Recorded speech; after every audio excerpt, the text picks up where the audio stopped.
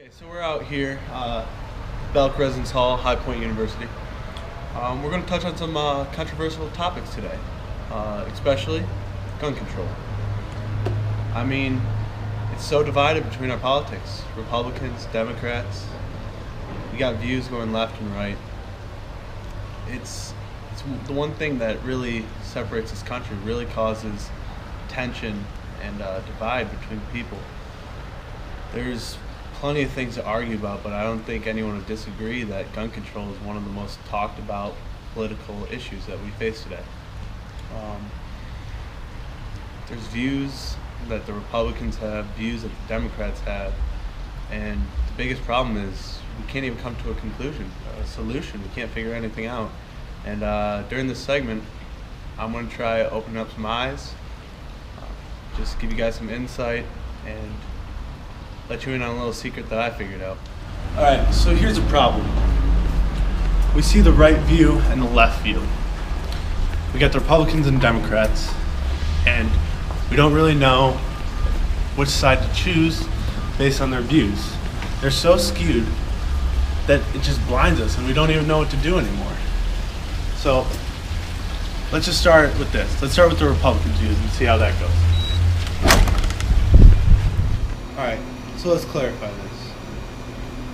We see both these views, and our goal is to search and find a common ground and a view that we can all, as a society, agree on and move forward to achieving.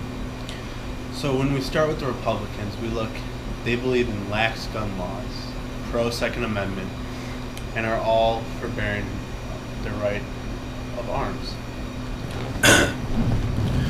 So that brings up problems with people thinking that those lax gun control laws cause more violent problems, more violent crimes, such as San Bernardino or Sandy Hook. Now, as we flip to the Democratic Party, they believe that there should be stricter gun laws, which off the bat doesn't seem that bad. But the Republicans, who are pro-lax gun laws, believe that the Democrats are trying to take away their Second Amendment right. So we get into this clash where one side feels this way, the other side feels this way, and we can't seek that common ground or that middle ground. So we have issues on the left and issues on the right, but they're each trying to solve their own issues. So how do we solve the issues that really matter in the middle?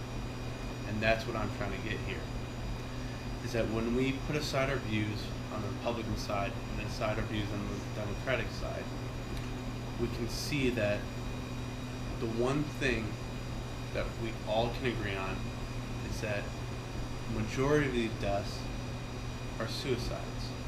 So how do we solve that problem first without infringing on our Second Amendment right, or without causing uprising with lax gun control?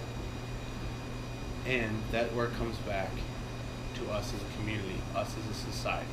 Alright, so we touched on suicide a little bit. And although that's one of the biggest problems in gun control, you gotta know there's more than just that problem in gun control.